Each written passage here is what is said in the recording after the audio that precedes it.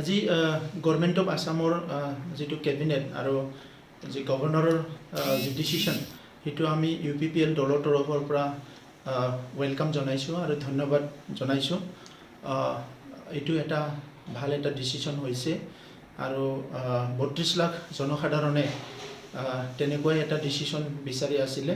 যেহেতু কৰোনা ভাইৰাছৰ কাৰণে নিৰ্বাচনটো সঠিক সময়ত বা এনাউন্স কৰা হিচাপে পাতিবলৈ পাৰা নাই। সেই কাৰণে যেতিয়ালৈ নিৰ্বাচন হ'ব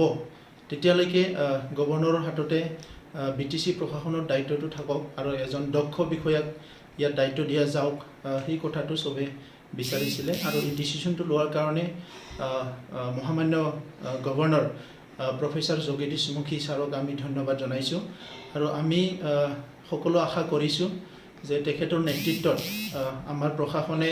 নিকা আৰু স্বচ্ছ কাম কৰিব। যিখিনি এটা সাফোকেটেড আৰু ভেৰি কৰাপ্টেড এটা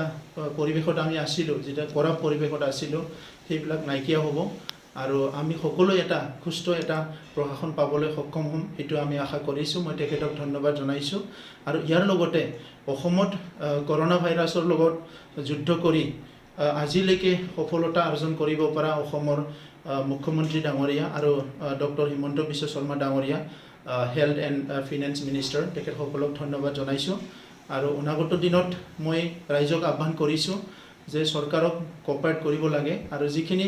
ৰুলছ চৰকাৰে বান্ধি দিছে যে সোশ্যাল ডিস্টেন্সিং মাস্ক পিন্ধিব লাগে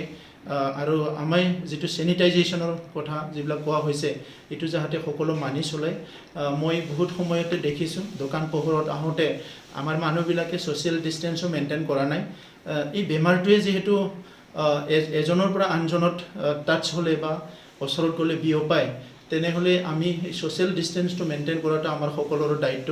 তো হিটো যাহতে সকলোৱে মানি চলে আৰু অনাগত দিনত আমাৰ 32 লাখ জনসাধাৰণ আমি ঐক্যবদ্ধভাৱে আগুৱাই যাম আৰু আমাৰ অঞ্চলত যাহতে শান্তি সম্প্ৰীতি থাকে সঠিক পথত উন্নয়নটো আগবাঢ়ে মই হিটোকে আশা কৰিছো আৰু UPPL দলৰ পৰা সকলোকে ধন্যবাদ জনাইছো।